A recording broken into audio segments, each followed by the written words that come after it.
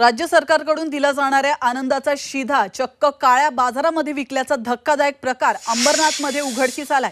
अंबरनाथच्या महालक्ष्मीनगर परिसरातील रेशन दुकानदारानं हा प्रताप केलाय। या क्षणाची महत्त्वाची बातमी, सोयाबीन खाद्यतेलाच्या 270 लिटर तेलाच्या पिशव्या पहाटेच्या सुमारास एका खासगी टेम्पोतून काळ्या बाजारामध्ये विक्रीसाठी नेताना या दुकानदाराला रंगे हात पकडण्यात आलाय। या प्रकरणी रेशन दुकानदार आणि टेम्पो चालकाविरोधात गुन्हा दाखल करण्यात आलाय। हे तेल नेमकं कुणाच्या सांगण्यावरून आणि कुठे विक्रीसाठी नेलं जात होतं याचा तपास सध्या पोलिसांकडून केला जातोय।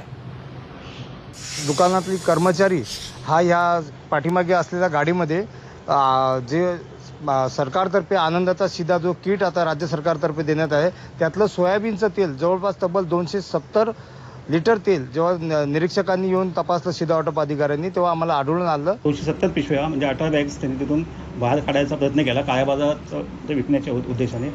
तर तेथील स्थानिक समाजसेवक यांनी पोलीस स्टेशनला त्याबद्दल तक्रार केली आणि तिथून आम्हालाही पोलीस स्टेशनहून फोन आला की असा प्रकार झालेला आहे।